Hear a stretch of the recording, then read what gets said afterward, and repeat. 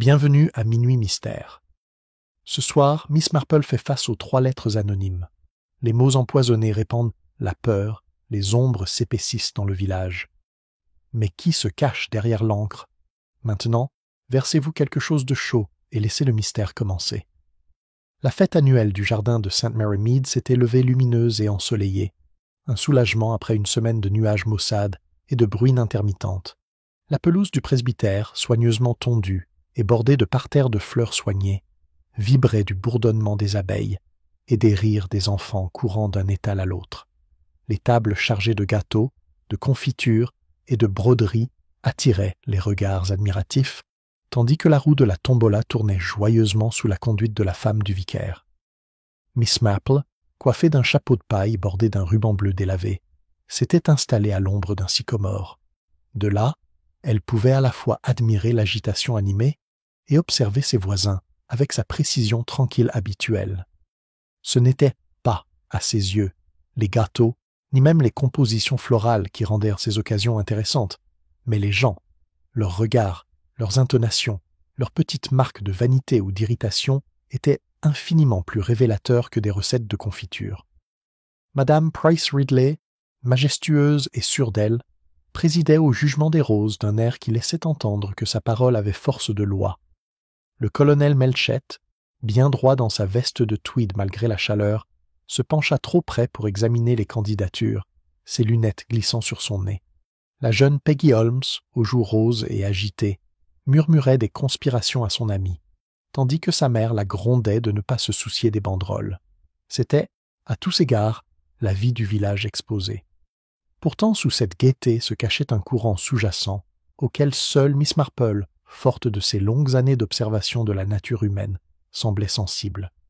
Les conversations s'interrompent brusquement à l'approche de certains villageois. Les regards se lançaient, puis se détournaient trop vite. Une certaine gêne planait sur certains échanges, comme si un sujet trop délicat pour être abordé en public avait effleuré les limites de la politesse. La réponse arriva plus tôt qu'elle ne l'espérait. Au moment même où le recteur attirait l'attention sur le tirage au sort, Madame Bantry s'avança précipitamment, son visage habituellement joyeux, pâle d'excitation. Elle serrait dans une main une petite enveloppe carrée dont le rabat était déjà déchiré. « Je suis vraiment désolée de vous interrompre, » dit-elle d'une voix plus forte qu'elle ne l'aurait voulu. « Mais je viens de recevoir bien, c'est extraordinaire. Une lettre. » Elle hésita, jetant un coup d'œil aux villageois rassemblés. Anonyme. Aussitôt, la fête sembla se tourner. Vers elle, la curiosité aiguisant toutes les oreilles. Les lettres anonymes étaient le genre de choses dont on entendait parler dans les journaux, ou dans des histoires chuchotées provenant des grandes villes, pas le genre de scandale qui devrait s'immiscer dans les stands de confiture et les concours de roses. Le regard perçant de Miss Marple se posa sur la lettre que tenait la main tremblante de Madame Bantry. L'écriture, épaisse et étalée, était visible même de loin. Un vague sentiment d'inévitabilité envahit ses pensées. Les lettres anonymes, elle le savait, étaient constes comme des mauvaises herbes dont on ne trouve que rarement un seul spécimen. Le recteur, troublé, tenta de prendre la chose à la légère. Madame Bantry, il vaut mieux ignorer ce genre de choses, ces absurdités, sans aucun doute. Mais Madame Bantry secoua la tête, les joues rouges. Absurde ou pas, ça cite des noms et dit des choses qu'aucune personne honnête ne devrait dire. J'ai pensé que tout le monde devait être au courant, avant que les murmures ne commencent. Des murmures avaient déjà commencé à se propager dans la foule. Quelqu'un rit nerveusement. Quelqu'un d'autre murmura des paroles malveillantes. Une enfant tira la jupe de sa mère, demandant trop fort ce que contenait la lettre. Et assise sous le sycomore, Miss Marple croisa les mains sur ses genoux, les yeux fixés sur le bout de papier. Elle savait, sans pouvoir encore l'expliquer, qu'il ne s'agissait pas d'une bêtise. Quelque chose de plus sombre s'était produit sous la surface tranquille de St. Mary Mead, et bientôt, le village apprendrait à quel point les mots anonymes pouvaient être dangereux. Les conséquences de l'annonce de Madame Bantry persistèrent longtemps après la fin officielle de la fête. Même si le recteur s'efforçait vaillamment de maintenir la tombola et que la fanfare du village entonnait un air entraînant, l'ambiance chaleureuse de la fête s'était dissipée, comme si un courant d'air invisible s'était glissé sous le chapiteau du presbytère. Les voisins, qui quelques instants auparavant s'étaient unis dans une joyeuse rivalité autour de gâteaux éponges et de roses, se regardaient maintenant de travers, l'air circonspect. Miss Marple, qui avait assisté au drame avec sa sérénité habituelle, prit congé en silence, même si ses oreilles avaient capté suffisamment de bribes de ragots pour savoir que la lettre dominerait les conversations pendant des jours. De fait, lorsqu'elle atteignit sa petite maison au bout du chemin, elle entendit déjà des voix s'élever dans les jardins voisins. Les rires de la fête l'avaient suivie jusqu'à chez elle par fragments, ponctués de sons indéniables de spéculation. Au Sanglier Bleu, la modeste auberge du village, les langues se délient avec encore moins de retenue. M. Calthorpe, l'aubergiste, servait de la bière brune avec sa dignité habituelle, mais même lui ne pouvait s'empêcher de tendre l'oreille à ses clients. « J'ai vu bien des choses, déclaratif, mais une lettre anonyme envoyée ici, à St. Mary Mead. Choquante, vraiment choquante. Je ne m'étonnerais pas qu'elle soit l'œuvre d'une femme jalouse. C'est toujours le cas en ces matières. Jalouse ou rancunière, intervint Madame Hart, la gérante de la mercerie. À en juger par la façon dont Madame Bantry lut ces mots, ils étaient atroces, véritablement scandaleux. Mais attention, pas de fumée sans feu. Elle jeta un regard entendu à Madame Price Ridley, qui se trouvait à portée de voix. Madame Price Ridley se redressa avec une dignité offensée. Les spéculations futiles ne servent à rien, Madame Hart. Les lettres anonymes sont l'œuvre de lâches, et aucune personne honnête ne devrait s'en donner la peine par la discussion. Elle renifla. Ceci dit, il faut admettre que le choix du sujet était des plus curieux. Ses paroles eurent l'effet escompté. Tout le monde se rapprocha. Elle mentionnait bien certaines irrégularités, poursuivit Madame Hart en baissant la voix, mais pas suffisamment pour empêcher la moitié de la salle de l'entendre. Des noms aussi. Madame Bantry n'invente pas une chose pareille, n'est-ce pas? Si la lettre accusait quelqu'un, il devait y avoir une raison. M. Calthorpe agita le doigt. Ce genre de lettre peut ruiner une réputation. C'est dangereux, à mon avis. Dangereux, en effet. Pendant ce temps, dans les salons et les petits salons du village, les spéculations prenaient des formes diverses. Madame Bantry elle-même, rouge d'émotion malgré l'attention qu'elle portait, raconta l'histoire à son mari. Le colonel Bantry, dont la moustache était hérissée d'indignation, déclara que toute cette histoire était absurde et menaça de faire appel à la police. Sa femme, quant à elle, semblait secrètement fascinée, même si elle affichait l'air affligé qui convenait à chaque fois que ses amis l'appelaient pour s'enquérir. Madame Price Ridley, malgré ses précédentes mises en garde contre les ragots, entretenait son entourage proche avec de longues théories sur les ressentiments villageois. Elle faisait allusion avec pessimisme aux habitudes de la jeune génération, trop de temps passé en voiture, trop peu de respect pour l'autorité. De telles choses engendrent des méfaits, insistait-elle en sirotant son thé avec une vigueur vertueuse. Au même moment, mademoiselle Wetherby, une vieille fille d'un naturel nerveux, ne put s'empêcher de confier à sa voisine qu'elle soupçonnait depuis longtemps quelque chose d'étrange dans la façon dont M. Pritchard, le boucher, tenait ses comptes. Non pas que je l'accuse de quoi que ce soit d'inapproprié, ajouta-t-elle précipitamment, mais on peut s'en étonner. Ainsi, en l'espace d'un après-midi, la lettre avait répandu son influence comme l'encre sur l'eau. Personne n'était à l'abri. Même ceux qui n'étaient pas directement mentionnés étaient scrutés, leur moindre bizarrerie amplifiée en preuve, potentielle. Miss Marple, quant à elle, s'occupait de son jardin avec une apparente insouciance. Les rosiers avaient besoin d'être équeutés et ses herbes taillées, mais son esprit était loin d'être oisif. Elle connaissait bien le pouvoir destructeur de telles lettres. Elle avait vu, dans d'autres villages, comment un simple mot anonyme pouvait dresser des voisins les uns contre les autres, démanteler des amitiés et engendrer des querelles qui durent des années. Elle connaissait aussi la tentation de la curiosité. On aspirait au scandale, il pimenterait les vies les plus monotones, et une fois qu'une lettre était lue à voix haute, une fois les mots formés et saturés, il prenait vie, au-delà de l'intention de l'auteur. Que l'accusation soit vraie ou fausse, importait peu. Ce qui comptait, c'était que les gens y croient, ou y croient à moitié, et agissent en conséquence. Son regard, doux mais perçant, remarquait déjà des motifs à dessiner. Le cercle de Madame Bantry s'était resserré, comme si elle savourait son rôle de porteuse de nouvelles. D'autres, comme Madame Price Ridley, s'arrogeant une certaine supériorité morale, tout en savourant secrètement l'occasion de pointer du doigt. Et puis, il y avait ceux qui se repliaient sur eux-mêmes, plus silencieux que d'habitude, comme s'ils espéraient que la tempête passerait sans les toucher. Miss Marple a rangé ses observations comme elle aurait rangé une bouture d'une plante fragile aujourd'hui, mais susceptible de devenir quelque chose de révélateur si on lui en donnait le temps. 2 jours plus tard, les rumeurs atteignirent leur paroxysme. À l'épicerie, à la poste et même à la minuscule gare, On ne parlait guère d'autre chose. Miss Marple entendit un échange particulièrement âpre, alors qu'elle attendait pour récupérer un colis de laine. Madame Hart, encore animée par le drame, avait coincé la jeune Peggy Holmes. « Votre mère semblait très bouleversée par la fête, ma chère. Elle n'était sûrement pas nommée dans la lettre. » Peggy, les joues rouges, marmonna quelque chose d'inaudible avant de s'enfuir du magasin. Madame Hart se tourna triomphalement vers les autres. « Vous voyez ? Il y a quelque chose là-dedans, croyez-moi. » Miss Marple fronça doucement les sourcils. De tels propos étaient cruels, surtout envers les jeunes. Mais elle ne dit rien, se contenta d'ajuster ses lunettes et prit note mentalement. À la fin de la semaine, 2 autres lettres avaient refait surface, livrées discrètement, découvertes avec stupeur. L'une avait atteint le presbytère, accusant la femme du vicaire de favoritisme dans la distribution des fonds paroissiaux. Une autre avait été déposée sous la porte de l'institutrice, mademoiselle Martin, remplie d'accusations trop vulgaires pour être répétées.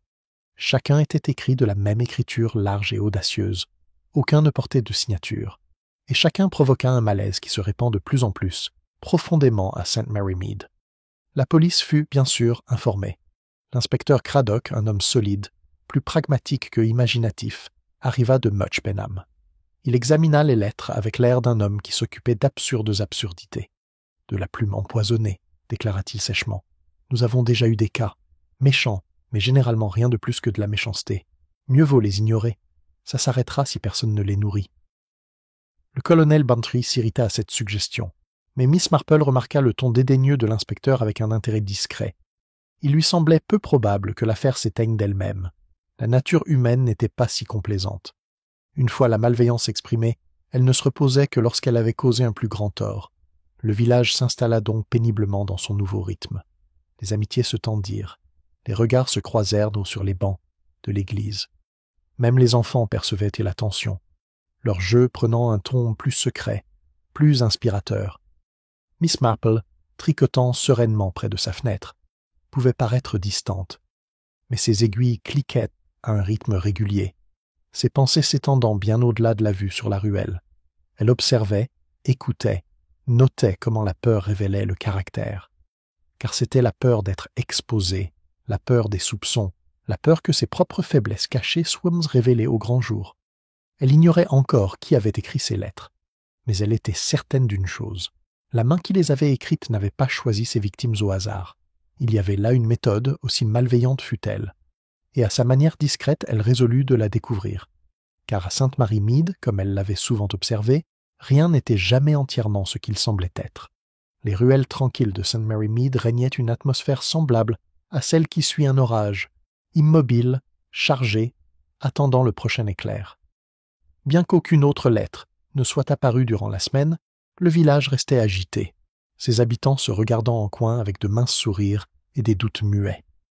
La vie continuait, l'épicier pesait le sucre, les enfants se dépêchèrent d'aller à l'école, le forgeron martelait dans sa forge, mais le sentiment de camaraderie s'était évaporé. Miss Marple, cependant, vaquait à ses occupations quotidiennes comme si de rien n'était. Elle soignait ses roses, triait ses patrons de tricot et rendait visite à ses connaissances avec sa douceur, presque pleine d'excuses. Sous cette apparence de préoccupation domestique se cachait une vive vigilance.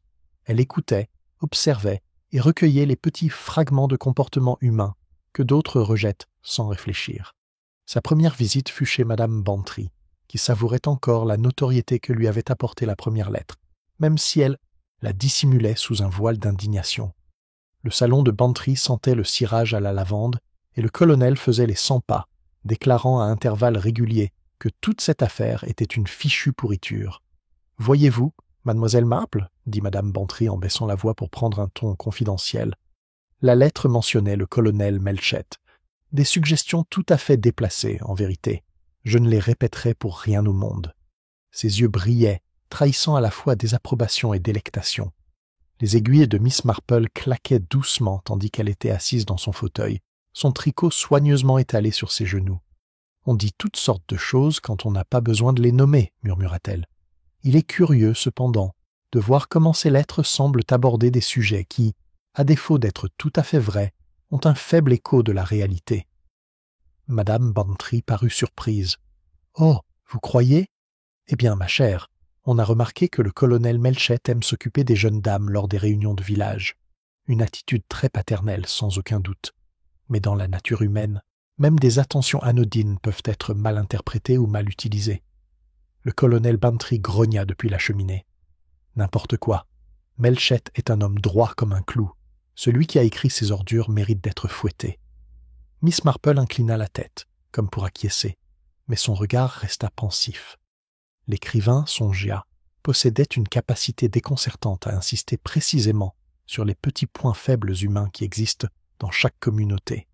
Son arrêt suivant fut le presbytère. Madame Clément la reçut avec une énergie nerveuse, s'agitant avec les accessoires pour le thé. La lettre l'accusant de favoritisme dans les fonds paroissiaux l'avait bouleversée, même si elle essaya d'en rire. « C'est absurde, bien sûr, » insista-elle en versant du lait d'une main tremblante. « Tout le monde sait que je donne simplement là où j'en ai besoin. Mais être accusé par écrit, eh bien, je le déclare, j'ai à peine dormi. » Le regard bienveillant de Miss Marple se posa sur elle. « C'est affreux, oui. Et pourtant, chère Madame Clément, ne pensez-vous pas que de telles accusations sont faites pour être crues? Un peu? Il serait inutile d'écrire de telles choses si elles ne présentaient pas une certaine plausibilité. » Madame Clément marque une pause, troublée. « Mais je ne fais que mon devoir. »« Bien sûr, » dit doucement Miss Marple. « Pourtant, le devoir, comme je l'ai souvent remarqué, est avant tout une question d'interprétation.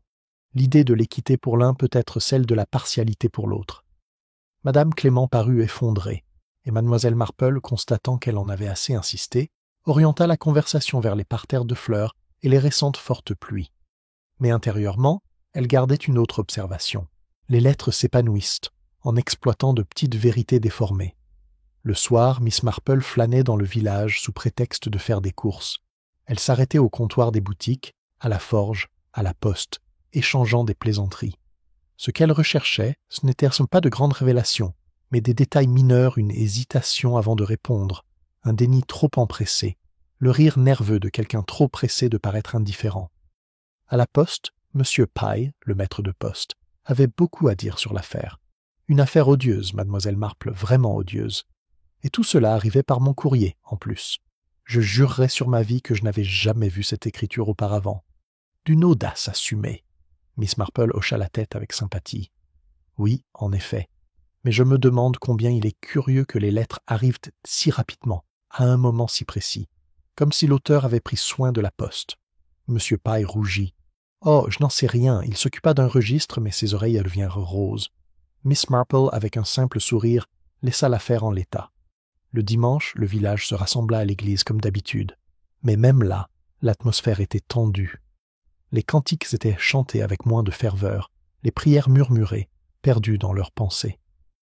Miss Marple, assise au fond de son banc, remarqua les regards fuyants, les lèvres pincées de Miss Martin, les regards en coin de Madame Hart, les mouvements nerveux de Peggy Holmes. Après la cérémonie, Miss Marple s'attarda dans le cimetière. Les gens s'agitaient, échangeant des salutations prudentes. L'inspecteur Craddock était présent, ses épaules carrées et son discours sec se détachant des hésitations des villageois. Il n'avait guère de patience pour les rumeurs et le fit savoir sans détour. « Ce n'est que de la méchanceté, Madame Price Ridley, dit-il fermement. Mieux vaut les ignorer, comme je vous l'ai déjà dit. Celui qui les écrit finit bien par s'ennuyer. » Madame Price Ridley, qui ne se laissait jamais taire, rétorqua avec un sang-froid glacial. « Et s'il ne s'ennuie pas, inspecteur? Si la réputation de quelqu'un est réellement entachée, ou pire ?» L'inspecteur fronça les sourcils, mais ne répondit pas. Miss Marple, qui s'était approchée avec une apparente distraction, parla doucement. « Il est vrai, inspecteur, que de telles choses peuvent dégénérer. J'ai eu connaissance d'un cas très triste dans un village voisin, où une lettre anonyme a conduit une jeune fille au suicide. Les gens sont fragiles, et parfois, et les mots peuvent être plus tranchants que des couteaux. » Craddock lui adressa un demi-sourire indulgent, comme pour flatter une dame âgée. « Oui, oui, Miss Marple, mais il ne faut pas imaginer le pire. » Mais Miss Marple l'avait imaginé, et elle savait par longue expérience que la malice humaine s'arrêtait rarement là où elle avait commencé. Plus tard dans l'après-midi, elle reçoit la visite de Peggy Holmes, pâle et les yeux écarquillés. La jeune fille tordait nerveusement ses gants, debout à la porte du cottage. « Mademoiselle Marple, lâcha-elle, il fallait que je vienne. Maman ne sait pas que je suis là, mais je crois que la lettre que Madame Bantry a lue m'était destinée. » Miss Marple lui fit doucement signe d'entrer et mit la bouilloire à bouillir. « Assieds-toi, ma chère, dis-moi tout doucement. » Les mots de Peggy jaillissaient. Ils parlaient de balades en voiture et de conversations. On aurait dit « moi, Miss Marple ?» Je sais. Et tout le monde me regardait comme s'il savait quelque chose. Miss Marple posa une main réconfortante sur celle tremblante de la jeune fille. « Peggy, les gens parleront toujours. L'important n'est pas ce qu'ils disent, mais si c'est vrai. Comprends-tu » Les yeux de Peggy se remplirent de larmes. « Mais même si ce n'est pas vrai, ils y croiront.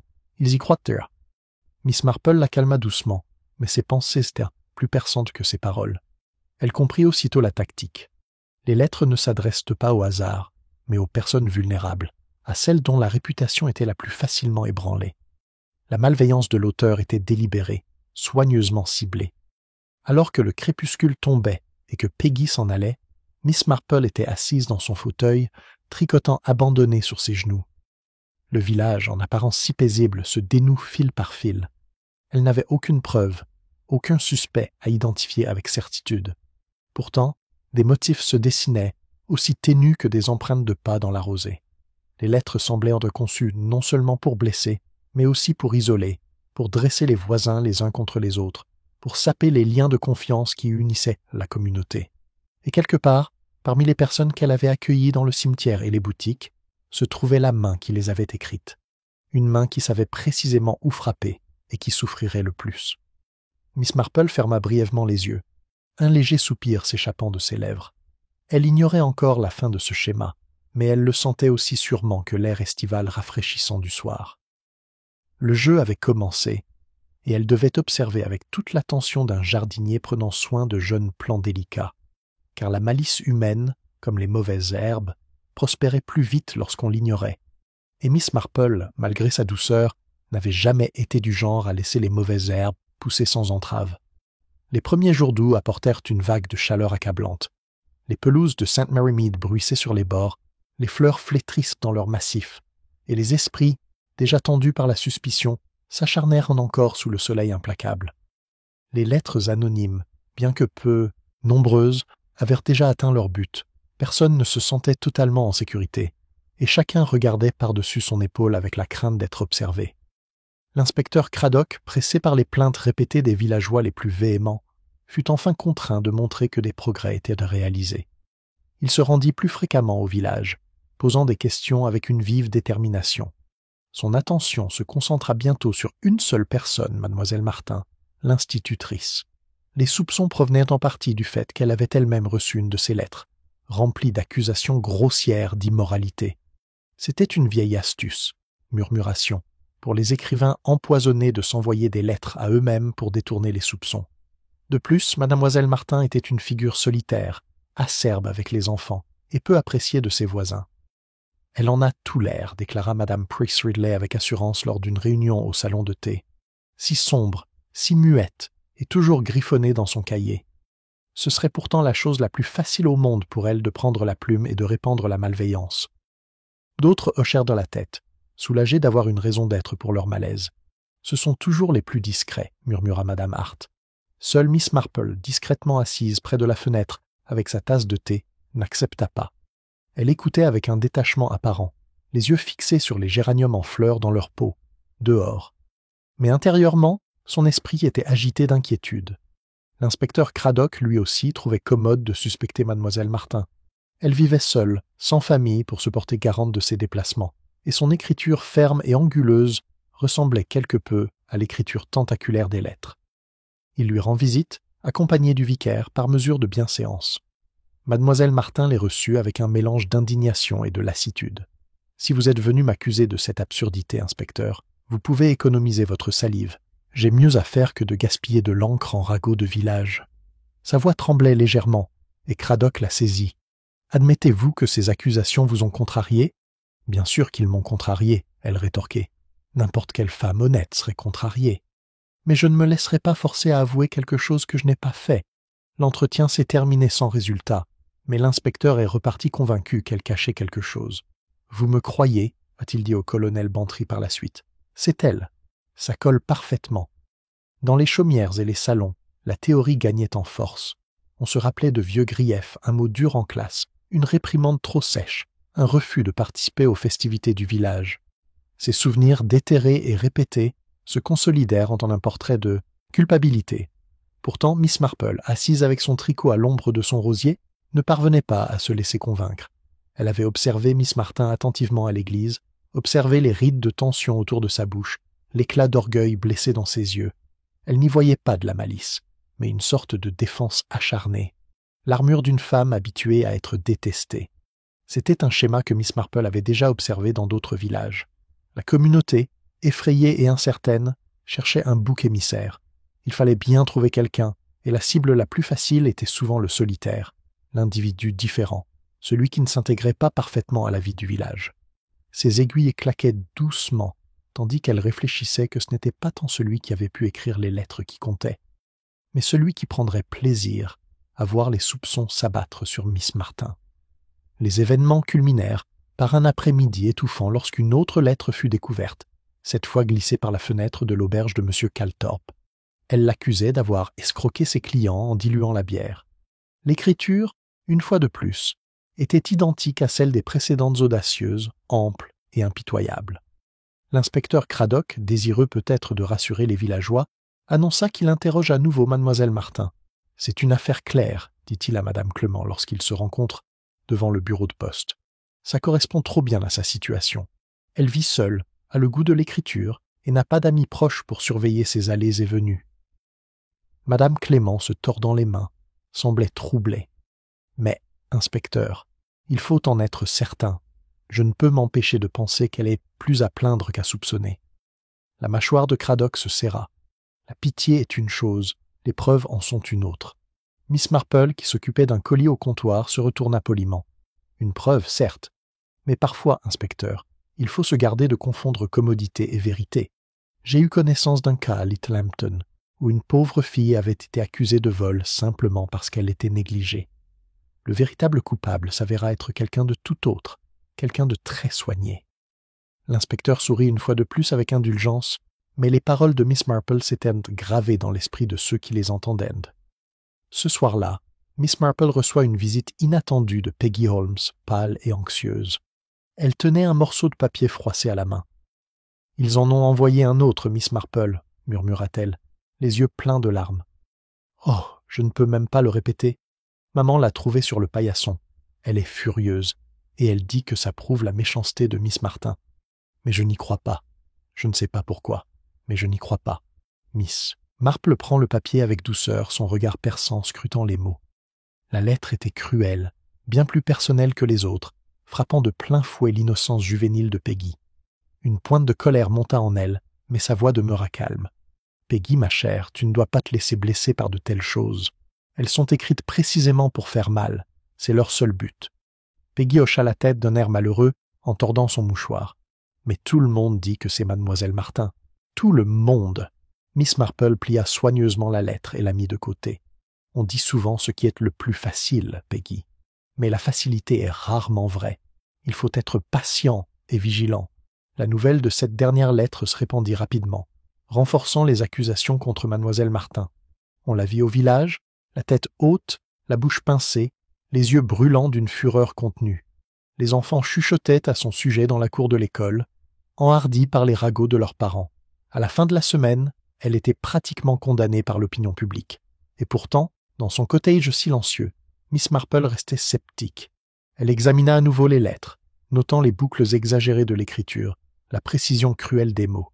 Ce n'était pas l'œuvre d'un homme sur la défensive ou amer, pensa-t-elle, mais de quelqu'un qui prenait un certain plaisir sournois à semer la zizanie. Ce n'était pas la colère qui guidait la main qui écrivait ces lettres. C'était l'amusement. Un amusement sombre, certes, mais qui prenait plaisir à voir les autres se tortiller. Miss Marple posa son tricot, regardant pensivement par la fenêtre la ruelle sombre. Miss Martin était une cible facile, oui, trop facile. Et quand la vérité éclatera, comme toujours, ce sera probablement bien moins commode et bien plus dangereux que quiconque à St. Mary Mead ne l'imaginait. Car des lettres comme celle-ci, songea Miss Marple, se terminaient rarement par de simples mots. Le village de St. Mary Mead bouillonnait sous le poids des soupçons. Miss Martin, l'institutrice, jouant le rôle de la méchante, les commères de la Grand-Rue parlaient avec une satisfaction sinistre, comme si l'affaire était presque réglée. Pourtant, les lettres continuent, imperturbables, arrivant comme des plaquettes de poison glissées sous les portes, pliées dans des bouteilles de lait, voire même glisser entre les recueils de cantiques sur les bancs de l'église. Leur portée s'élargissait et leur venin s'aiguisa. L'inspecteur Craddock insista sur sa théorie avec une vigueur renouvelée, bien qu'il ne pût guère en tirer de conclusion hormis les circonstances. Les habitudes solitaires de mademoiselle Martin, ses manières impopulaires et sa proximité avec le placard à fournitures de l'école en faisaient une suspecte séduisante. Mais Miss Marple, avec son regard doux et son sourire délicat, continuait d'entretenir des doutes. C'est un matin, alors qu'elle était assise à son bureau et préparait un mot pour son neveu Raymond, qu'elle remarqua une première lueur étrange. Elle avait rassemblé plusieurs lettres, celles que lui avait montrées Madame Bantry, la femme du vicaire, et la jeune Peggy Holmes, et les avait soigneusement empilées. L'écriture, si volontairement audacieuse et étalée, semblait presque théâtrale par ses fioritures. Pourtant, ce n'était pas l'écriture elle-même qui retint son attention, mais le papier. La texture était bon marché, grossière comparée à celle d'un papier à lettres ordinaire, avec de fines lignes bleues qui la parcouraient. C'était le genre de papier à lettres souvent vendu en bloc-notes à l'épicerie du village. Mais en y regardant de plus près, elle remarqua que l'une des lettres, celle passée par la fenêtre de l'auberge de M. Calthorpe, portait un filigrane à peine visible à la lumière. Il s'agissait de la marque du fabricant Poulter & Sons, Stationers, Much Benham. Miss Marple pinça les lèvres pensivement. Ce n'était pas une marque habituellement vendue au bureau de poste de St. Mary Mead. Elle avait des raisons de savoir qu'elle avait elle-même acheté un bloc-notes la semaine précédente et qu'il ne portait pas ce filigrane. C'était un petit détail, facilement négligé. Mais dans l'esprit de Miss Marple, c'était comme un fil tiré très légèrement d'un tissu serré. Cet après-midi-là, elle fait une visite informelle à la poste. M. Pye, le maître de poste, était en train de préparer un nouvel étalage d'enveloppes et de cire à cacheter lorsque Miss Marple entra, son chapeau de paille soigneusement noué et l'air désolé. « J'espère vraiment ne pas vous déranger, Monsieur Pye. Je me demandais simplement si vous aviez encore ces petits blocs-notes, ceux avec des lignes bleues. Quel réconfort pour les yeux, je trouve, surtout quand on a la main moins sûre qu'avant. » Monsieur Pye rayonnait, ravi de pouvoir vous être utile. « Certainement, Miss Marple. Voici des blocs-notes simples, sans filigrane, de bonne qualité et bon marché. Ils se vendent comme des petits pains. Les étudiants les achètent, et certaines dames les utilisent pour leurs recettes. » Miss Marple examina le bloc-notes avec un intérêt apparent, hochant la tête avec satisfaction. Exactement comme dans mes souvenirs. « Et dites-moi, Monsieur Pye, vendez-vous parfois la marque Poulter & Sons ? Je les voyais souvent chez mon cousin à Much Benham. » Monsieur Pye secoua fermement la tête. « Pas ici, non. Trop cher pour nos clients. Poulter's fournit les grandes papeteries, pas les commerces de village comme le nôtre. » Miss Marple le remercia d'un doux sourire et partit, ses soupçons confirmés. Celui qui avait écrit au moins une des lettres avait accès non seulement à la petite boutique de St. Mary Mead, mais aussi à la ville plus importante de Much Benhamor, et avait de bonnes raisons de s'y rendre. C'était le genre d'indice qui, entre les mains de l'inspecteur, aurait pu paraître insignifiant. Mais Miss Marple savait par expérience que de tels détails signifiaient souvent bien plus qu'il n'y paraissait au premier abord, car l'écrivain empoisonné devait non seulement connaître les affaires intimes des villageois, mais aussi posséder le moyen d'écrire de manière introuvable. Une autre source de papier aurait pu suggérer une tentative de dissimulation, ou peut-être un faux pas dans un plan pourtant minutieusement conçu. Ce soir-là, Miss Marple invita Madame Clement à prendre le thé. Elle déposa sa plus belle porcelaine sur la petite table près de la fenêtre, et leur conversation, bien qu'apparemment oisive, tourna délicatement autour du sujet des visites à Much Benham. « Un endroit tellement animé comparé à nos petites ruelles, » dit-elle avec un léger sourire. « On y croise tant de visages familiers. Je crois avoir aperçu Madame Hart la semaine dernière, mais elle était si pressée qu'elle ne m'a pas remarqué.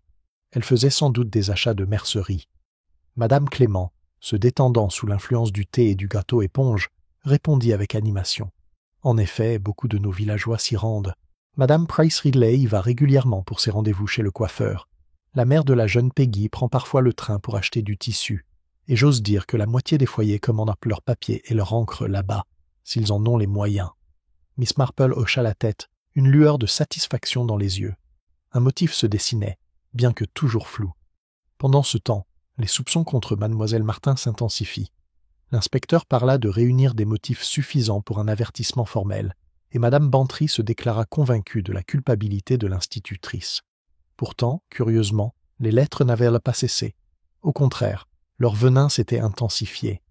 L'un accusait le colonel Melchett d'avoir dissimulé une indiscrétion de jeunesse. Un autre calomnie le vicaire lui-même, suggérant une inconvenance au confessionnal. Chacune était conçue avec une précision troublante pour blesser là où la cible était la plus vulnérable, pour frapper là où les rumeurs pouvaient facilement prendre racine. Miss Marple, comparant discrètement chaque morceau de papier, remarqua à nouveau la différence de texture, de poids et de provenance. Elle ne dit rien, mais dans son esprit, elle considérait cela comme significatif, car il n'était pas nécessaire, songea-elle, de savoir falsifier des signatures ou manipuler des empreintes digitales pour découvrir la vérité. Les êtres humains se trahissent le plus souvent non par leurs paroles, mais parce qu'ils négligent. Et l'auteur des lettres, aussi intelligent soit-il, avait négligé quelque chose d'aussi simple qu'une feuille de papier.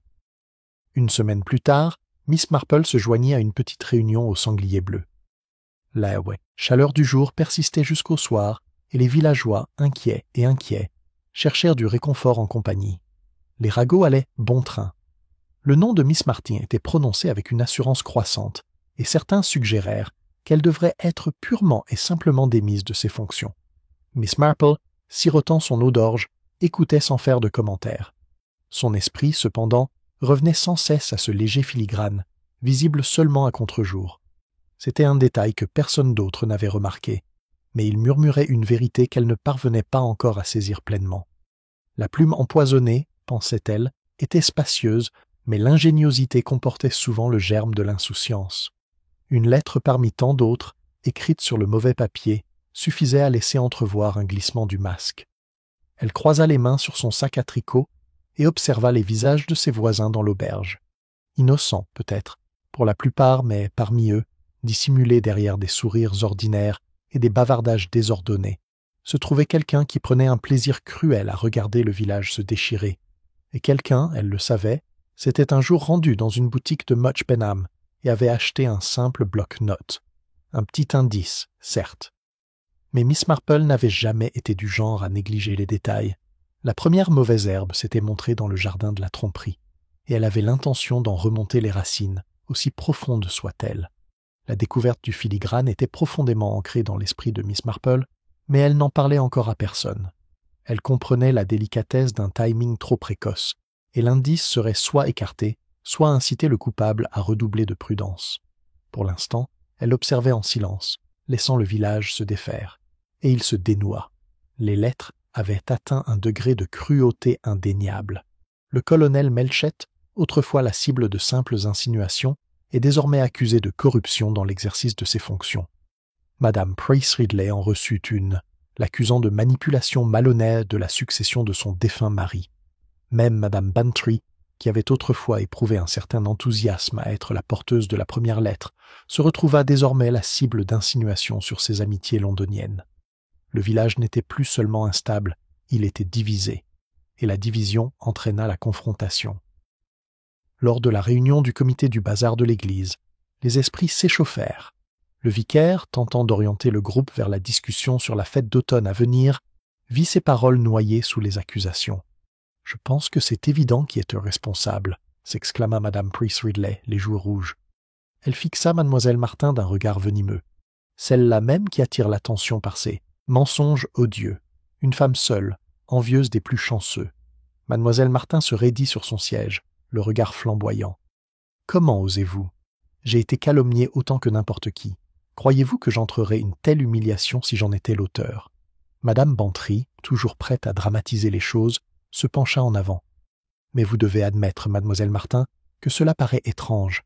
Pourquoi tant d'entre nous devraient-ils souffrir alors que vous échappez à un véritable danger ? Tout cela pourrait bien faire partie d'un habile déguisement. Je ne me laisserai pas accuser par des gens comme vous. » La voix de Mademoiselle Martin se brisa, et elle se leva brusquement, renversant sa chaise. Un silence pesant s'abattit sur la pièce tandis qu'elle sortait à grands pas, ses talons claquant furieusement sur le carrelage. Le vicaire toussa pour faire taire le silence. « Mesdames, s'il vous plaît, cette dispute n'arrangera personne. » Mais le mal était fait. Le village avait choisi son bouc émissaire, et même ceux qui doutaient encore furent emportés par le courant de l'hostilité. Miss Marple, assise tranquillement dans un coin, avait observé bien plus que des paroles. Elle avait vu les lèvres pincées, le jeu nerveux avec le fermoir d'un sac à main, les regards fuyants pour éviter de croiser le regard d'autrui, et elle avait vu les rares moments où le silence parlait plus fort que les paroles, le silence soudain de Madame Hart lorsque Madame Bantry insistait sur sa théorie, ou le regard inhabituellement perçant du colonel Melchett au vicaire lorsqu'il était question de corruption. Les secrets, songea Miss Marple, étaient nés comme des pierres enfouies dans le sol, un peu de fouille, et on savait rarement ce qu'on pouvait déterrer. Plus tard dans la semaine, une autre confrontation éclata, cette fois dans le magasin. Madame Hart, le visage rouge et tremblant, accusa la jeune Peggy Holmes de commérage sur elle dans son dos. « Tu racontes des histoires, ma fille. Ne crois pas que je ne les connais pas. » Peggy, surprise et au bord des larmes, balbutia. « Je n'ai rien dit, Madame Hart. Vraiment. » Miss Marple, qui était occupée à choisir une bobine de fil, intervint doucement. « Madame Hart, il est sûrement plus sage de ne pas accorder d'importance aux murmures. Vous savez comme ils voyagent, comme le duvet de chardon porté par le vent. La pauvre Peggy en a déjà assez sur les épaules. » Madame Hart hésita, sa colère s'effaçant sous le ton calme de Miss Marple. Elle marmonna quelque chose d'indistinct et quitta la boutique, laissant Peggy tremblante. La vieille dame posa une main bienveillante sur le bras de la jeune fille. « Courage, ma chère. Ces tempêtes passent, même si elles semblent terribles tant qu'elles durent. Mais n'oubliez pas que ceux qui crient le plus fort sont souvent ceux qui ont le plus à cacher. » Peggy la regarda avec de grands yeux, incertaine du sens, mais les mots restèrent, néanmoins, gravés dans sa mémoire. La révélation suivante ne survint pas à la suite d'une dispute, mais d'une remarque fortuite. Le colonel Melchett, marchant avec l'inspecteur Craddock le long du chemin, parla trop sèchement lorsqu'on l'interrogea sur ses finances. « Zut, Craddock, mes comptes me regardent. Pas besoin de fouiller comme un inquisiteur. » Craddock, interloqué, marmonna des excuses, mais Miss Marple, passant avec son panier de légumes, savoura l'instant avec soin. Son attitude défensive était disproportionnée par rapport à la question. Il en était de même pour Madame Bantry, qui, bien qu'elle niât se soucier des lettres, semblait particulièrement désireuse de savoir ce que les autres avaient reçu. Ses visites se multipliaient, son ton léger mais son regard perçant lorsqu'elle s'enquit de toute nouvelle bêtise.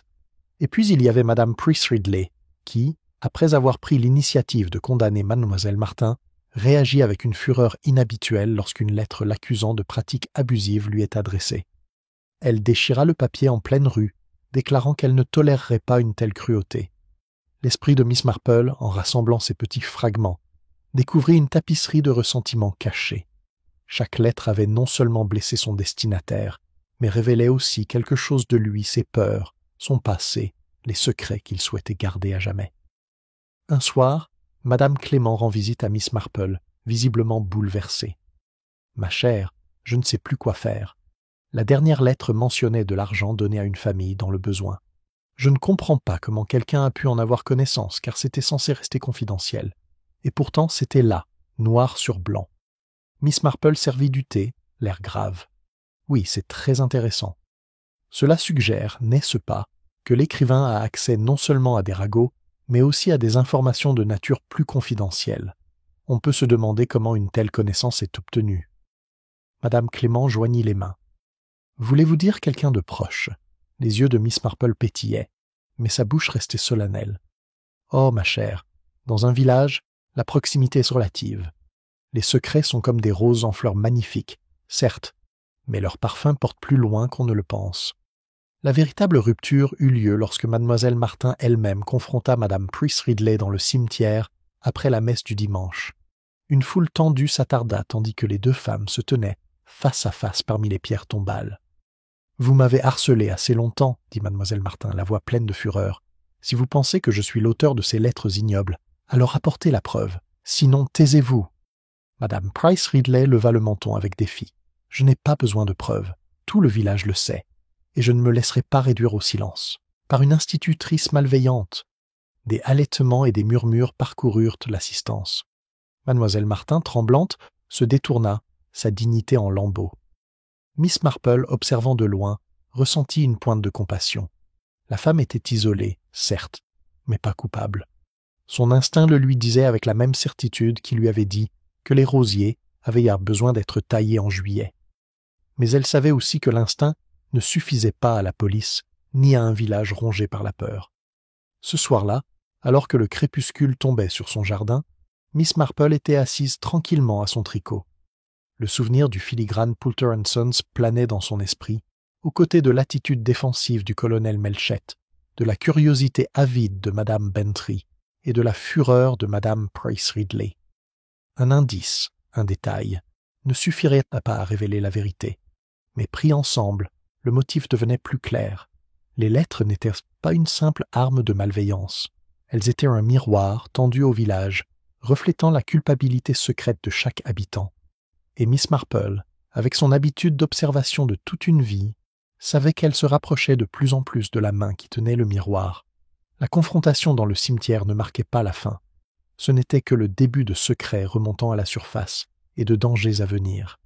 L'affrontement au cimetière aurait pu être une véritable catharsis pour le village, si l'affaire s'était arrêtée là. Pourtant, la plume empoisonnée n'avait aucune intention de lâcher prise. Au contraire, les lettres s'enhardirent, leur cruauté s'aiguisa, comme si l'auteur se délectant du spectacle de voisins s'entretue.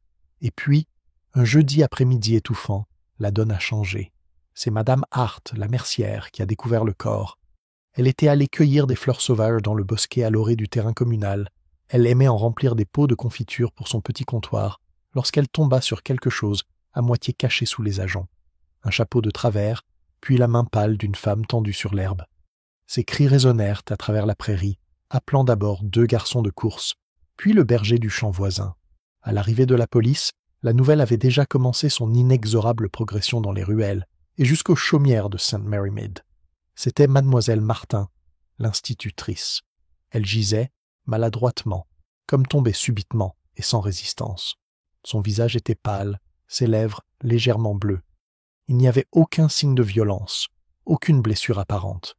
Pourtant, dans son sac à main, à moitié dissimulé, se trouvait le fragment plié d'une autre lettre anonyme, celle-ci plus cruelle que toutes les précédentes, l'accusant de péchés trop ignobles pour être répétés. L'inspecteur Craddock, debout, l'air sombre au-dessus du corps, murmura « De quoi? Faire basculer une femme? Suicide, c'est clair comme de l'eau de roche. » Le colonel Bantry, qui l'accompagnait, fronça les sourcils. Mais la lettre avait été retrouvée sur elle, et non remise. C'est curieux, non? Curieux, certes, admet Craddock. Mais l'explication la plus simple est la plus probable. Une femme seule, désespérée par les ragots et la malveillance. Il secoua la tête. Pauvre créature. Le village était électrifié. Le soir, la rue principale résonnait de murmures. « J'ai toujours dit qu'elle était coupable », a déclaré Madame Price Ridley. Et maintenant, bien sûr, elle ne pouvait pas être exposée. Une conscience coupable, rien de plus. Madame Bantry, la contredisant, insista avec délectation. « Non, non, cela prouve son innocence. » Poussée à la mort par le soupçon et la cruauté. « Oh, quelle tragédie !» ai-je dit à Arthur hier encore. Et ainsi de suite, chaque villageois adaptant l'événement à son récit préféré. Mais tous s'accordent donc sur un point. Les lettres avaient entraîné la mort. Ce qui n'était qu'un méfait s'était transformé en tragédie. Miss Marple, assise tranquillement dans son salon ce soir-là, écoutait les récits relayés par Madame Clément, qui était venue la voir en détresse. « Ma chère, dit la femme du pasteur en se tordant les mains, c'est affreux. Je ne peux m'empêcher de penser que nous sommes tous responsables, d'une certaine manière. Si nous n'avions pas bavardé, si nous n'avions pas... » La voix de Miss Marple était douce mais ferme.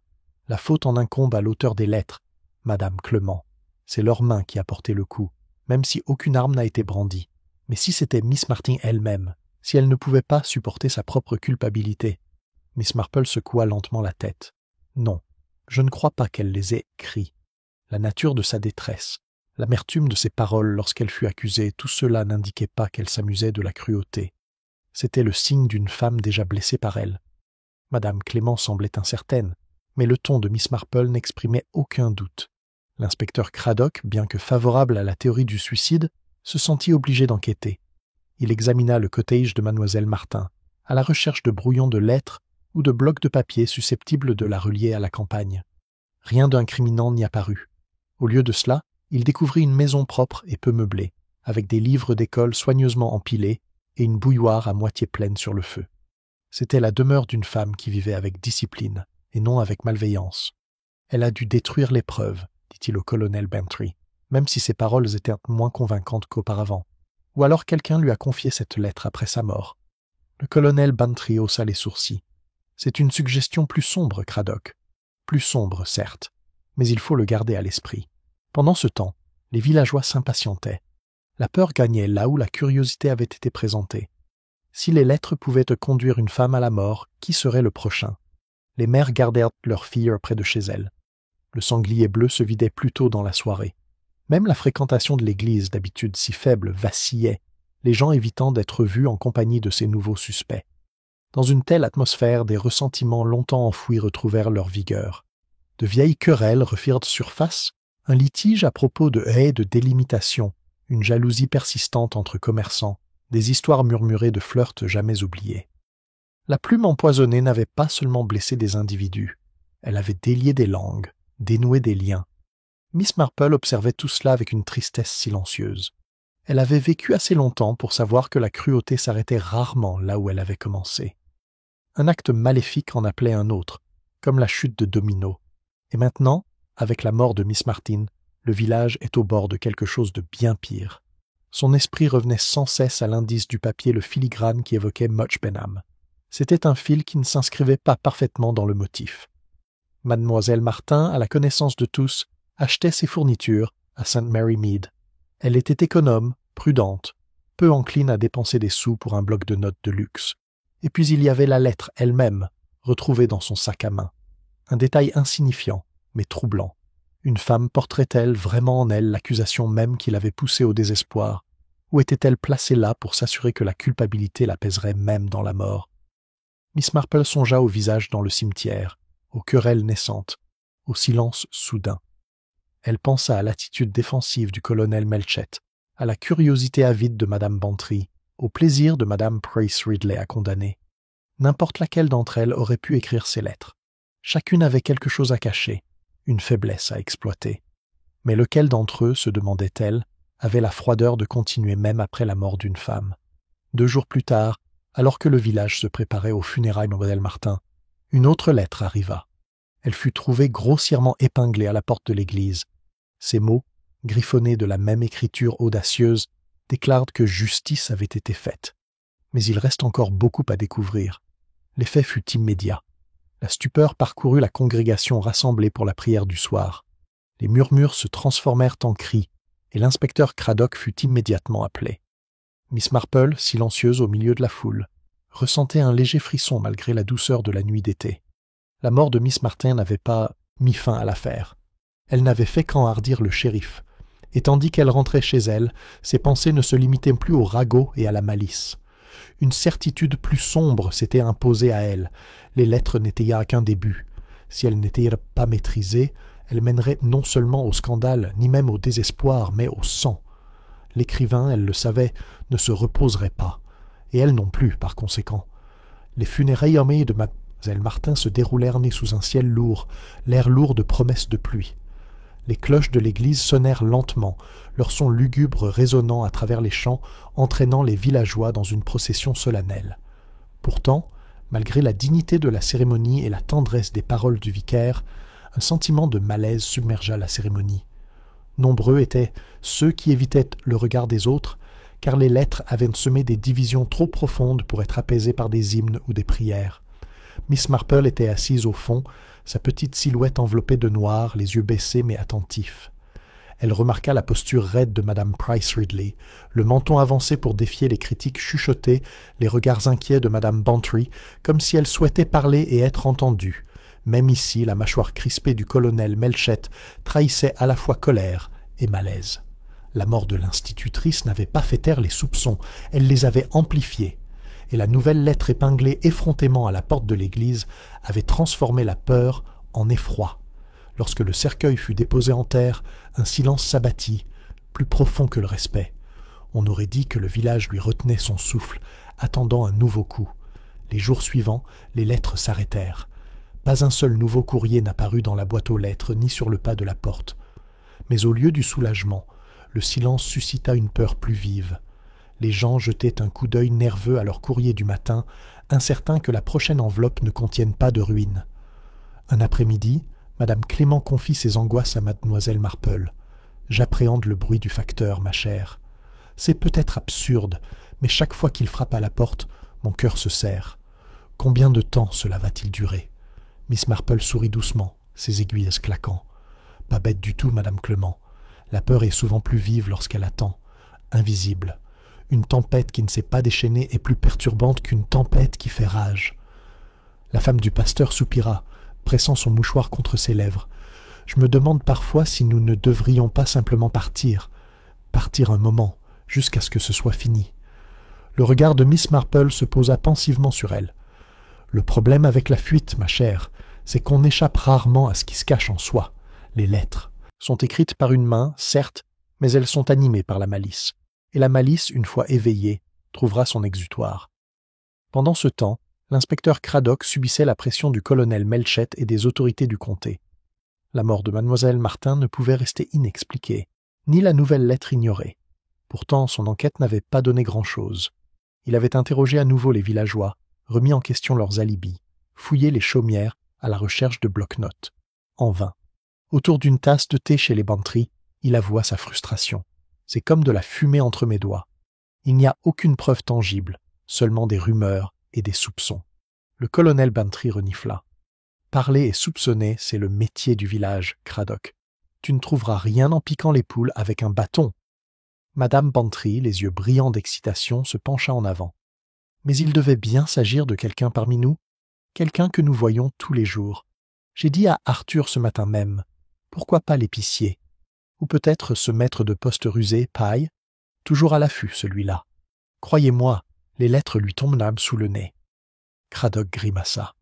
Nous avons vérifié son stock, aucune trace du papier, et l'écriture audacieuse et théâtrale ne lui va pas. Miss Marple, qui versait tranquillement le thé, intervint doucement. L'écriture, inspecteur, ressemble un peu à la parole. On peut la déguiser si on le souhaite. Mais les habitudes d'esprit sont plus difficiles à masquer. Une certaine tournure de phrase, un choix de détails, tout cela est comme les empreintes digitales d'un caractère. Craddock lui adressa un sourire las. Peut-être, Miss Marple. Mais au tribunal, les empreintes digitales ne suffisent pas. Elle inclina simplement la tête, le regard serein. Mais, dans son esprit, elle repensa à l'indice du papier et à l'étrange délectation avec laquelle certains villageois discutaient de chaque nouvelle lettre. La malice, pensait-elle, se trahissait souvent non pas par le silence, mais par le plaisir. L'accalmie prit fin brusquement un soir au sanglier bleu. Les villageois s'étaient rassemblés, agités après des jours de silence pesant. On versait de la bière, les voix s'élevaient, quand soudain Madame Hart fit irruption, pâle et tremblante. « Encore une » s'écria-t-elle en serrant un drap plié, laissé sur le comptoir de ma boutique, aussi audacieux qu'il était. Un silence s'abattit. Tous les regards se tournèrent tôt vers elle tandis qu'elle déplia la lettre d'une main tremblante. Les mots, écrits de la même écriture, l'accusaient de vol, affirmant qu'elle avait escroqué ses clients pendant des années, manquant de rubans et de fils. Des hoquets de surprise s'élevèrent. Madame Hart pleurait ouvertement, déclarant l'accusation fausse, mais les soupçons s'étaient déjà installés.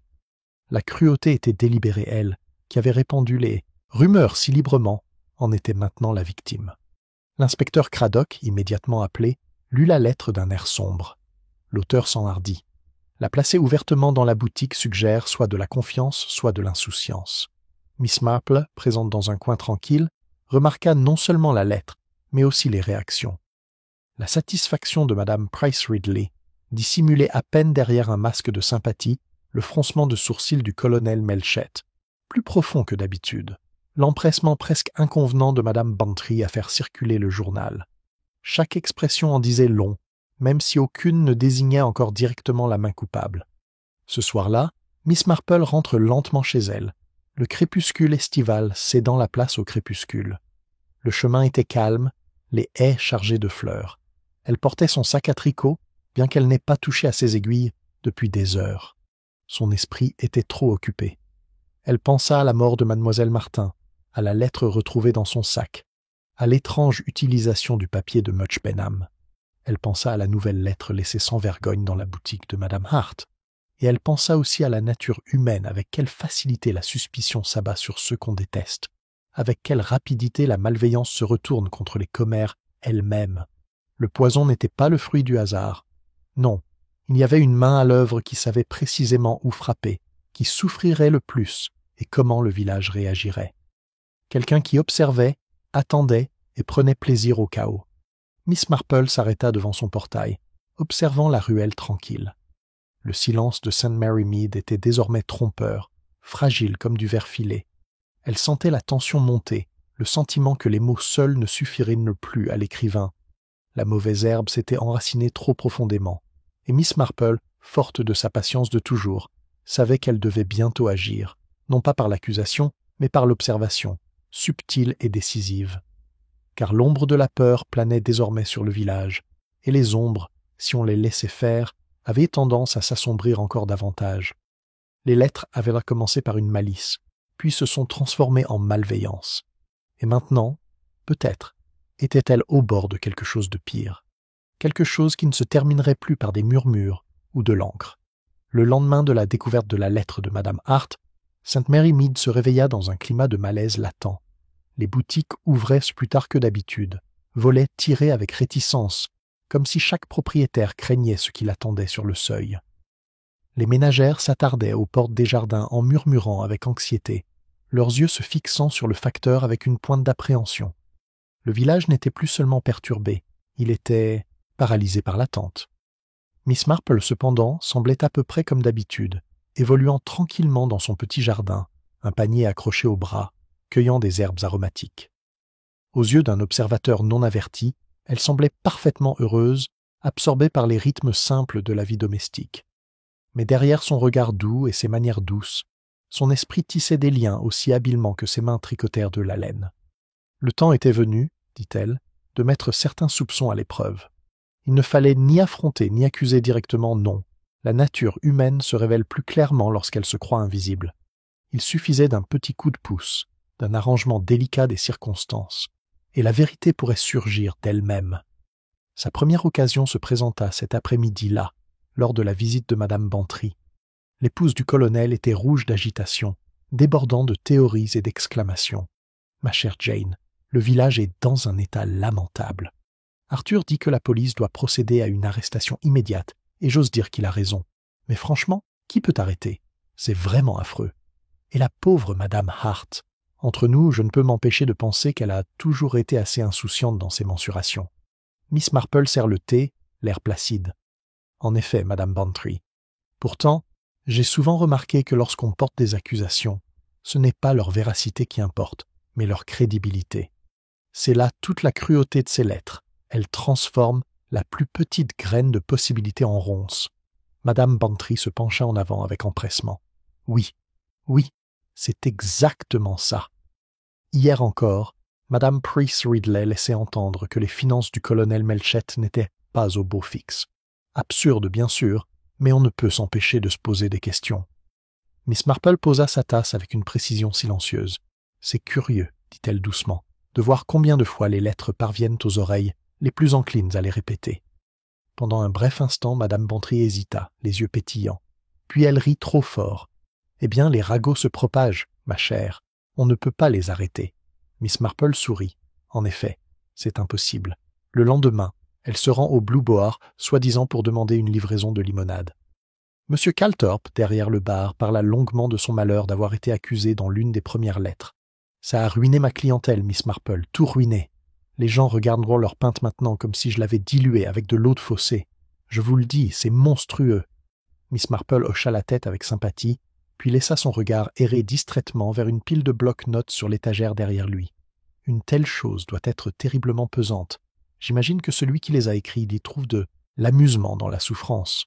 Peut-être même écoute-t-il les conversations qu'il suscite. Monsieur Calthorpe rougit, serrant son verre dans sa main. « Qu'est-ce qui vous fait dire ça ? Oh, mais les fauteurs de troubles aiment souvent voir le résultat de leur travail. Cela fait partie de leur satisfaction. » Il marmonna quelque chose d'indistinct et se détourna. Miss Marple partit peu après, l'air serein. Elle avait vu ce dont elle avait besoin. Non pas de culpabilité, peut-être, mais de peur. Dimanche, après la messe, Mademoiselle Marple suggéra à l'inspecteur Craddock que quelques villageois se rassemblent dans le jardin du presbytère. « On se sent mieux quand on discute à la lumière du jour, dit-elle. Et parfois, inspecteur, on surprend des petites bêtises bien curieuses. » Craddock, bien que sceptique, accepta. En milieu d'après-midi, une demi-douzaine de villageois étaient assis sous le sycomore, une tasse de thé à la main. Madame Price Ridley était présente, son air de dignité blessé intact. Madame Bantry, animée comme toujours par le colonel Melchett, agité et sévère, et Madame Hart, pâle mais soucieuse de défendre sa réputation. Miss Marple elle-même était assise tranquillement au bord, son sac à tricot à côté d'elle. Elle ne dirigeait pas la conversation, elle la laissait simplement couler. Et elle coulait, entre accusations, dénégations et propos blessants. Finalement, Miss Marple se pencha et parla de sa voix la plus douce. « Il me semble étrange qu'une lettre ait été écrite sur un papier provenant de Mudge Benham. Étrange, n'est-ce pas? Comme si l'auteur y achetait parfois des choses. » Il y eut un silence. Le colonel Melchett fronça les sourcils. Madame Bantry parut surprise, puis força un rire. Madame Price Ridley remua sur son siège. « Eh bien, j'achète du papier à Mudge Benham, dit-elle brusquement. Il n'y a rien d'inhabituel à cela. » Miss Marple sourit doucement. « Vraiment, chère Madame Price Ridley, rien d'inhabituel. Il est curieux, n'est-ce pas, que les lettres continuent même après la mort de la pauvre Miss Martin? Il semblerait qu'elle n'en soit pas l'auteur. » Un nouveau silence, plus pesant cette fois. La tasse de thé de Madame Bantry vibra dans sa soucoupe. Le colonel Melchett murmura. « Je n'ai jamais cru que c'était elle. Pas vraiment. » Madame Price Ridley pinça les lèvres. « Eh bien, je persiste à dire qu'elle était coupable. Coupable en esprit, sinon en acte. Une femme de cette nature. » Mais ces paroles furent couvertes par la voix aigre de Madame Hart. Facile à dire, quand on n'a pas encore vu son nom traîner dans la boue. C'est bien beau à juger, mais certains d'entre nous souffrent plus que d'autres. La querelle reprit, plus vive qu'auparavant. Miss Marple, le regard pensif, comprit ce qu'elle avait voulu dire dans le feu du conflit. Les vérités jaillirent, comme des étincelles. Chaque villageois révéla non seulement ses griefs, mais aussi ses craintes, et c'est dans ces craintes que se trouvait la piste qu'elle cherchait. Ce soir-là, dans sa chaumière, elle laisse son tricot de côté et s'accorda un instant de réflexion. Elle avait vu la soudaine attitude défensive de Madame Price Ridley à l'évocation de Mudge Benham. Elle avait vu le plaisir insouciant de Madame Bantry à chaque nouvelle révélation. Elle avait vu le malaise du colonel Melchett et le désespoir de Madame Hart. La nature humaine, pensait Miss Marple, était aussi révélatrice que l'encre sur le papier. Une mauvaise conscience ne pouvait pas toujours être dissimulée, surtout lorsqu'on la pressait par la remarque appropriée au bon moment. La plume empoisonnée s'était enhardie, certaine de son pouvoir. Mais l'audace, selon la longue expérience de Miss Marple, était souvent le prélude à l'insouciance, et elle comptait, avec patience et un peu d'investigation discrète, prendre l'écrivain dans ses propres filets. Son épreuve finale avait commencé. Il ne faudrait pas longtemps, sentait-elle, avant que la main coupable ne se trahisse, non pas par l'encre, mais par l'action. Les jours qui suivirent l'expérience silencieuse de Miss Marple dans le jardin du presbytère furent tendus à St. Mary Mead. Le rassemblement n'avait pas fourni de preuves tangibles à l'inspecteur, mais Miss Marple sentit que des vérités importantes avaient émergé. Les querelles, les dénégations, les silences soudains, tout cela ressemblait au fils effiloché d'un tissu serré. Avec de la patience, le mystère sera bientôt dévoilé. Mardi matin, une nouvelle lettre est apparue. Cette fois, elle n'avait pas été déposée dans un magasin ni postée dans une boîte. On la retrouva dans le bureau du vicaire, posée effrontément sur son bureau, bien que la porte fût restée verrouillée toute la nuit. Les mots, écrits de la même écriture étalée, accusent le vicaire lui-même de grave malhonnêteté. L'intrusion était audacieuse, délibérée, destinée à choquer. L'inspecteur Craddock, convoqué une fois de plus, se tenait là, le papier serré à la main. Cela devient intolérable. Entrer par effraction dans le presbytère, aussi effronté soit-il, qui que ce soit, il devient imprudent. Miss Marple, invitée à prendre le thé chez Madame Clement, regarda la lettre d'un air calme. L'insouciance survient souvent lorsqu'on se croit trop intelligent pour se faire prendre, inspecteur. Un peu d'excès de confiance, je trouve. Craddock fronça les sourcils. « Tu parles comme si tu savais de qui il s'agit. »« Pas encore, » répondit Miss Marple d'un ton doux. « Mais je pense que nous sommes très proches. » Cet après-midi, là, d'un pas assuré et son panier au bras, elle se rendit à Mudge Benham. Le train roulait doucement à travers les champs dorés par la moisson, et Miss Marple restait assise, songeuse. Elle avait décidé d'aller rendre visite à Poulter & Sons, la papeterie dont elle avait découvert le filigrane sur l'une des lettres. La boutique était un établissement bien rangé, ses étagères garnies de registres reliés en cuir, de stylos à manches en ivoire et de blocs-notes soigneusement empilés. Miss Marple examina le stock avec un intérêt apparent, jusqu'à ce qu'un jeune commis s'approche. « Je me demande, dit-elle de sa voix douce et tremblante. Si vous vous souvenez, des habitants de St. Mary Mead ont acheté des serviettes hygiéniques ici récemment. J'imagine qu'on croise des visages familiers en ville, et ma mémoire est altérée. L'employé, impatient de rendre service, réfléchit. Oui, madame, je crois que madame Price Ridley est venue il y a seulement 15 jours. Elle a acheté plusieurs blocs, si je ne me trompe. Elle a bon goût en papeterie. Miss Marple le remercia doucement et partit, ses soupçons discrètement confirmés. Ce soir-là, elle rend visite à l'inspecteur Craddock. Il était épuisé, harcelé, entouré de piles de rapports inutiles. « C'est sans espoir », murmura-t-il. « Tout le monde soupçonne tout le monde. Et avec mademoiselle Martin partie, nous ne connaîtrons peut-être jamais la vérité. » Miss Marple s'assit sagement. « Au contraire, inspecteur, je crois que nous le savons. Il nous faut simplement une petite démonstration. » Craddock la regarda fixement. « Que veux-tu dire ?»« Je veux dire, » dit Miss Marple, les yeux pétillants bien que ses manières restent réservées, « que le temps est venu de sortir la plume empoisonnée au grand jour. Le plan était simple, comme celui de Miss Marple. Elle proposa qu'une réunion se tienne chez les Bantry, sous prétexte de rétablir l'harmonie au village. Les invitations furent envoyées, et, jeudi soir, le salon était plein à craquer. Le colonel et madame Bantry, madame Price Ridley, madame Hart, le colonel Melchett et plusieurs autres dont les noms avaient été traînés dans la boue des ragots. L'air était chargé de suspicion et imprégné d'une odeur de bois ciré. L'inspecteur Craddock présidait avec une sévérité forcée. « Nous sommes ici, » déclara-t-il, « parce que ces lettres ont causé suffisamment de tort. Elles ont conduit une femme à la mort et nous ont tous obscurcis. L'auteur est parmi nous et nous avons l'intention de le démasquer. » Un frisson de malaise parcourt la pièce. Madame Bantry eut un frisson théâtral. Madame Price Ridley serra les lèvres. Le colonel Melchett regarda le tapis avec un air renfrogné. Miss Marple était assise dans un coin avec son tricot, semblant à peine écouter. Mais lorsque le silence s'installa, elle parla d'une voix douce mais porteuse. « Je me demande, inspecteur, si je peux dire un mot. Voyez, vous, il m'a toujours semblé que ces lettres ne sont pas le fruit du hasard. Elles sont écrites avec une connaissance intime, juste assez de vérité pour piquer, juste assez de malice pour blesser. Et pourtant, il y a quelque chose de plus, un certain plaisir, un plaisir à voir le mal se dérouler. » Madame Bantry émit un rire involontaire, vite étouffé.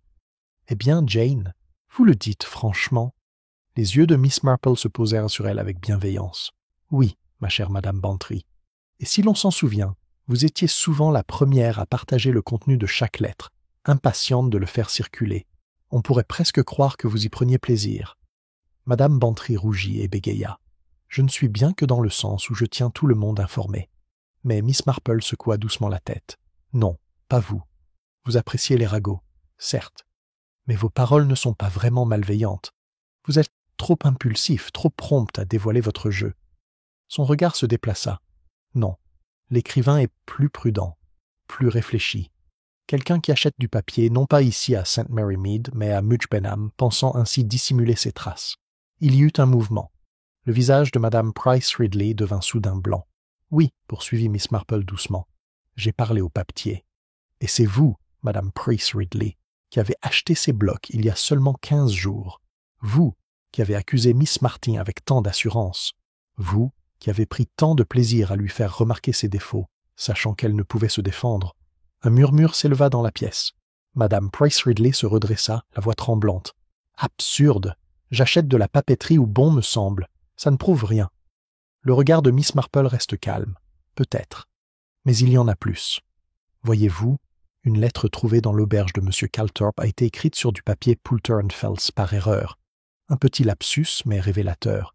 Et puis il y a votre empressement à condamner, votre insistance sur la culpabilité là où d'autres doutaient. Telles sont les habitudes de celui qui doit veiller à ce que les soupçons ne s'étendent jamais trop loin. L'inspecteur Craddock se pencha en avant. « Niez-vous, madame, avoir acheté le journal ?» Madame Price Ridley hésita, les mains crispées sur ses genoux. « Oui, je l'ai acheté. Mais ce n'est pas un crime. »« Non, » acquiesça doucement Miss Marple, « pas en soi. Mais lorsqu'on y ajoutait des preuves de malveillance, d'opportunité, de mobile, oui, mobile, madame Price Ridley. Car qui, dans ce village, a si longtemps détesté les bavardages, les rires, les petites indiscrétions de ses voisins? Qui a méprisé leur frivolité, envié leur amitié et cherché à les humilier? Vous, madame Price Ridley. Alors, Vous avez pris votre plume et l'avez empoisonnée d'encre. » La pièce était silencieuse. Tous les regards se tournèrent vers la femme qui les avait si souvent réprimandés, jugés, condamnés. Son visage était blême, ses lèvres tremblaient. Finalement, elle murmura. Ce n'étaient que des mots pour leur donner des leçons. Je n'aurais jamais cru, jamais cru. Sa voix s'est brisée. L'inspecteur Craddock se leva. « Madame Price Ridley, vous êtes en état d'arrestation. » Miss Marple, ses aiguilles à tricoter cliquetant de nouveau, baissa les yeux vers ses genoux. Elle n'éprouvait aucun triomphe, seulement une profonde tristesse. La malice humaine, songea-elle, se cachait souvent sous le manteau de la justice. Madame Price Ridley s'était crue gardienne de la moralité, punisseuse des péchés. Pourtant, ces lettres avaient conduit une femme à la mort et failli déchirer le village.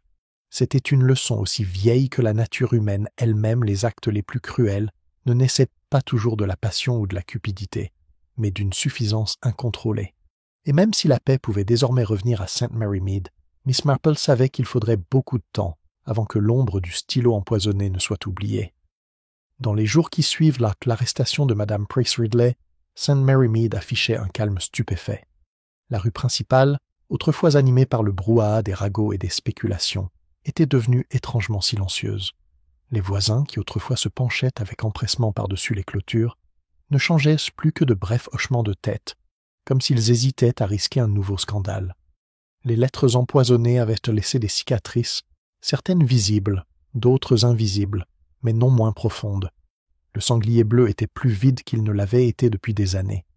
M. Calthorpe, astiquant son bar avec une vigueur inhabituelle, confie un après-midi à Miss Marple. « Les gens ne savent tôt pas quoi se dire, madame. Autrefois, ils venaient, échangeaient des histoires, prenaient une pinte. Maintenant, ils restent assis en silence, ou ne viennent plus du tout. On dirait que le rire lui-même a été gâché. » Miss Marple, sagement assise sur un tabouret avec son eau d'orge, inclina la tête. « Ce genre de choses prend du temps, monsieur Calthorpe. Les blessures dans les villages sont un peu comme celles des jardins. On peut les apaiser, mais elles guérissent lentement et pas toujours uniformément. » Le colonel Bantry et sa femme furent parmi les premiers à discuter ouvertement de l'affaire. Au petit déjeuner, le colonel secoua son journal et déclara « Affaire choquante, choquante ». Malgré tout, Craddock s'en sort plutôt bien. Je ne peux pas dire que j'ai jamais apprécié cette femme, mais penser qu'elle s'abaisserait à pousser la pauvre Miss Martin à bout, c'est incroyable. Madame Bantry, qui avait savouré chaque rebondissement de l'affaire, devint plus pensive. « Je me sens un peu coupable, Arthur. Nous l'avons tous plutôt encouragée, n'est-ce pas? En faisant circuler les lettres, en spéculant, en la traitant comme une sorte de divertissement. Et pendant tout ce temps, le mal que cela faisait. » Le colonel grogna, mais son regard exprimait une certaine inquiétude. « Tu as peut-être raison, Dolly. Nous avons tous une part de responsabilité. » L'inspecteur Craddock, pour sa part, n'était pas entièrement satisfait. Il rend visite à Miss Marple un soir, l'air pensif. Eh bien, elle a avoué, bien sûr, en quelque sorte. Elle a dit qu'elle voulait seulement corriger ses voisins, qu'elle n'avait jamais pensé que cela entraînerait la mort. Mais je ne comprends toujours pas bien. Pourquoi Madame Price Ridley, parmi tant d'autres? Miss Marple sourit faiblement en posant son tricot. Car, inspecteur, elle se croyait vertueuse. C'est une croyance très dangereuse, vous savez. Se croire supérieure, irréprochable, peut conduire à justifier les actes les plus odieux. Elle se disait qu'elle donnait des leçons, qu'elle corrigeait les défauts. En vérité, elle se laissait aller à la malveillance. Mais pour elle, elle était la gardienne de la moralité. Et la moralité, lorsqu'elle est utilisée comme une arme, peut être aussi cruelle que le vice. Craddock la regarda un instant, puis esquissa un sourire contrit. « Vous donnez l'impression que c'est simple, Miss Marple. Je ne suis pas sûr que la loi puisse traiter les mobiles avec autant de finesse. La loi doit s'en tenir aux faits, oui, acquiesça doucement Miss Marple. Mais si l'on veut comprendre la nature humaine, il faut s'intéresser aux sentiments, aux ressentiments, aux envies, aux petites rancunes qui s'enveniment lorsqu'on les néglige. Madame Price Ridley en avait en abondance. Les lettres n'étaient que la fleur d'une plante aux racines profondes. Les funérailles de Mademoiselle Martin, célébrées dans le village avec une dignité plus sereine, ont attiré plus de monde que prévu. Certains étaient animés par la culpabilité, d'autres par le remords, mais tous semblaient apaisés. La jeune Peggy Holmes pleurait à chaudes larmes et sa mère lui tenait la main avec une douceur inhabituelle. Après le service, Miss Marple a marché avec Madame Clément dans le cimetière. « J'ai l'impression que nous l'avons tous trahi, » murmura la femme du pasteur. « Si seulement quelqu'un avait pris sa défense plus tôt. » La voix de Miss Marple était douce mais assurée. Il n'est jamais facile de résister à la vague de suspicion. Les gens sont si prompts à croire au pire, surtout lorsqu'il s'agit de ceux qui ne s'intègrent pas facilement parmi eux. La pauvre Miss Martin était solitaire, fière et peu appréciée. Cela faisait d'elle une cible facile. Mais les cibles faciles sont rarement coupables. Les êtres humains préfèrent les explications faciles, même lorsqu'elles sont fausses. Madame Clément soupira. « Et pourtant, vous l'avez vue, Miss Marple. Vous saviez qu'elle était innocente. » « Je ne savais pas, » corrigea doucement Miss Marple. « Je me contentais d'observer. » L'amertume dans son regard était celle d'une personne lésée, non celle d'une personne amusée par une malice. C'est une différence subtile, mais on s'en aperçoit lorsqu'on a suffisamment observé la nature humaine. Peu à peu, la vie reprend son cours normal. Les enfants remplissaient à nouveau les ruelles de leurs jeux. Les commerçants ouvraient leurs comptoirs avec une joie prudente. Mais sous la surface se cachait une nouvelle méfiance. Les villageois étaient plus prudents dans leurs propos, plus réticents à lancer des calomnies désobligeantes. Le souvenir de la rapidité avec laquelle les ragots pouvaient tourner au vinaigre persistait comme une ombre. Miss Marple, assise près de ses roses, réfléchissait à ce changement. Elle ne s'attendait pas à ce qu'il dure éternellement après tout, on oublie, et la nature humaine répète ses schémas. Mais pour un temps, au moins, le village pourrait faire preuve de plus de prudence, ayant appris le prix de la cruauté déguisée en vertu. Un soir, Madame Bantry s'arrêta, le visage illuminé de curiosité. « Jane, tu dois vraiment me dire comment tu as su que c'était Madame Price Ridley. Je n'aurais jamais dû la soupçonner, vraiment. Elle était si sûre d'elle, si assurée. » Miss Marple sourit, ses aiguilles à tricoter étincelant à la lumière de la lampe. « L'assurance est souvent un masque, ma chère. C'est le journal qui l'a trahi Poulter & Sons de Much Benham. Un détail facilement négligé. Mais on apprend à être attentif aux petits détails. Les humains trébuchent rarement sur des rochers. Ce sont les petites pierres du chemin qui les rattrapent. Madame Bantry frissonna de joie. Vous donnez l'impression que tout cela est inévitable. Inévitable? Les yeux de Miss Marple pétillèrent. Non Dolly, simplement humaine. Ainsi, le coupable étant démasqué et les lettres réduites au silence, Sainte-Mère Imide retrouva son rythme le carillon de la cloche de l'église, le brouhaha du marché, la vie paisible des chaumières et des jardins. Pourtant, une trace de malaise subsiste, telle une ombre au coucher du soleil. Les villageois avaient entrevu la fragilité de la confiance, la rapidité avec laquelle la suspicion pouvait retourner un ami contre un autre. Pour Miss Marple, c'était une nouvelle confirmation de ce qu'elle avait toujours su sous la surface des vies ordinaires, se cachaient les mêmes passions, envies et cruautés que partout ailleurs. Le cadre était peut-être paisible, les roses parfumées, les tasses de thé délicates, mais la nature humaine demeurait dans son essence inchangée. Elle reprit son tricot, le doux cliquetis des aiguilles emplissant son petit salon. Le village finirait peut-être par oublier, mais elle, Jane Marple, ne l'oubliera jamais. Car elle comprenait trop bien que partout où les gens se réunissaient, que ce soit en ville ou au village, dans un manoir ou une chaumière, la malice pouvait toujours germer. Et quand ils ont germé, il a fallu que quelqu'un doté d'un regard perçant, d'une manière douce et d'une profonde connaissance du cœur humain, les reconnaisse pour ce qu'ils étaient.